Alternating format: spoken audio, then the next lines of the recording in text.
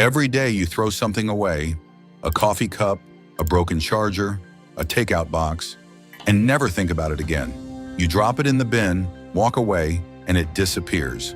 End of story, right? Not even close. Because that simple act of tossing something out triggers a chain reaction.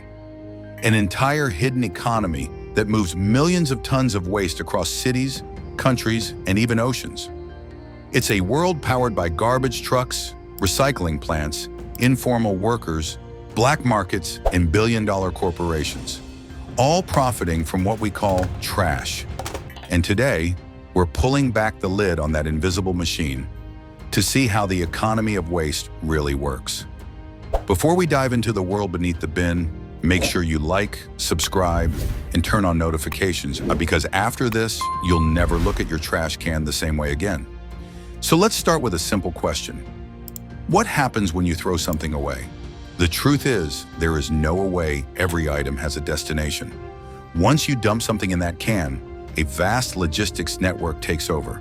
Trucks collect it, transfer stations compress it, and waste facilities sort and ship it.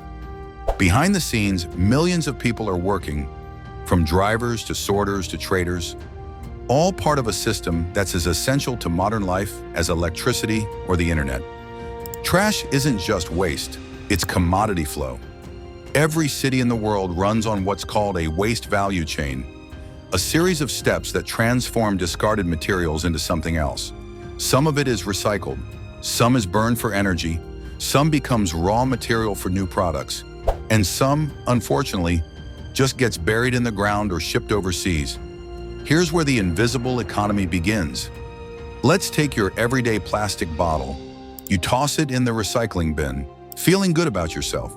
But from there, that bottle enters a global marketplace. Recycling centers sort it, crush it, and sell the shredded plastic, called flake, to companies that melt it into pellets.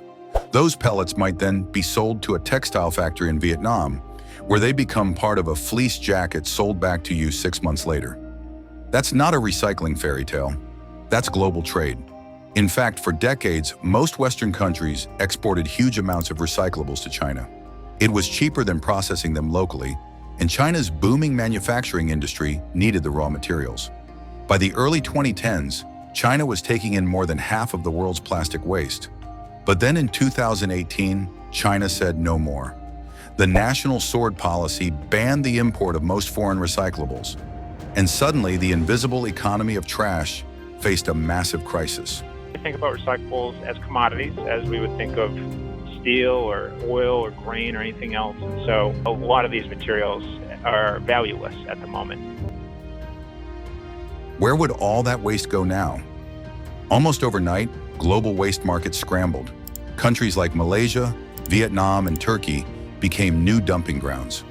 Ports filled with mountains of plastic that nobody wanted. Some of it got burned, releasing toxic fumes.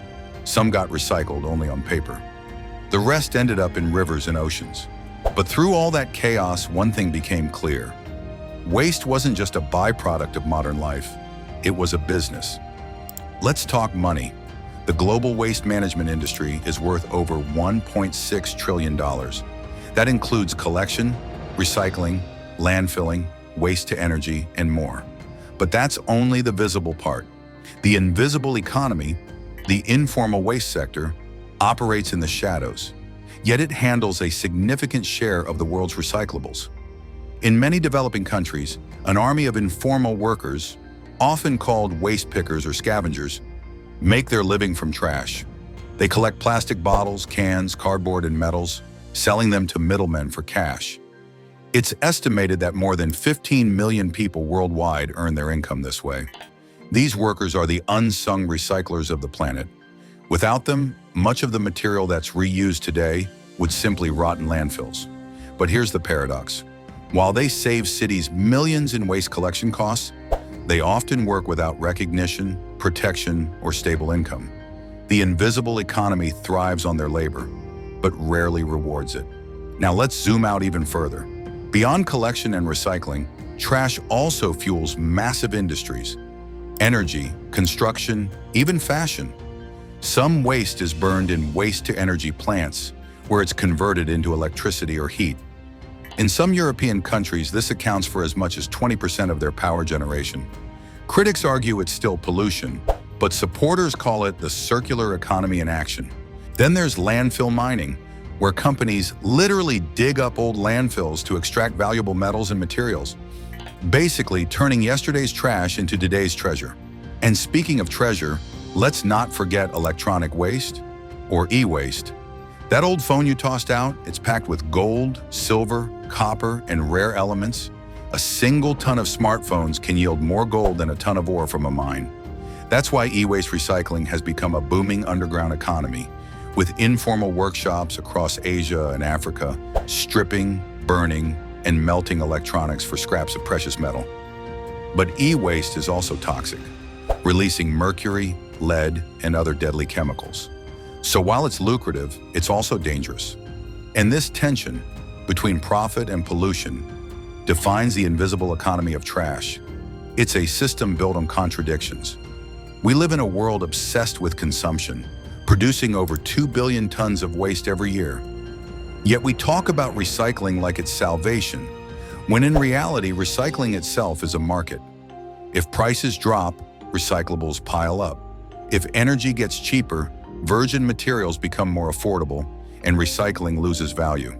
In other words, recycling only works when it's profitable, and when it's not, cities quietly dump, burn, or export their waste. So what happens to all the stuff that isn't recycled? Much of it ends up in landfills, vast layered cities of trash that stretch for miles. Landfills might seem like the end of the line, but they're also part of the economy. Many are equipped to capture methane, a potent greenhouse gas, and convert it into power. Some are even engineered as bioreactor landfills, accelerating decomposition to generate energy faster. And then there's the dark side, the illegal waste trade. When regulations get tough and costs rise, some companies take shortcuts. Containers full of recyclables are mislabeled and shipped to poor countries, where they're dumped or burned illegally. It's a billion-dollar black market that hides in plain sight, powered by lax oversight and desperate economies. But amid all this, something interesting is happening. A new movement is emerging, one that sees waste not as garbage, but as resource. Companies are designing products to be disassembled, reused, and reborn.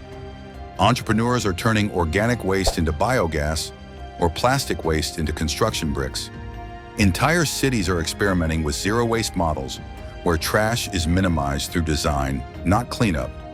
The invisible economy of trash is slowly becoming visible and valuable. Take food waste, for example. Almost 1/3 of all food produced globally is wasted. Yet now startups are finding ways to turn leftovers into biofuels, animal feed, and even cosmetics. In other words, one company's garbage is another's gold mine. And at the heart of this shift is a powerful idea called the circular economy, a system where materials flow in loops instead of lines. In a circular world, nothing truly becomes waste. Products are made to last, be repaired, and re-enter the cycle. It's the opposite of our current take, make, dispose culture. Some cities like Amsterdam and San Francisco are already investing heavily in circular infrastructure. Others are piloting AI-driven sorting systems, robotic recycling lines, and smart bins that track what you throw away.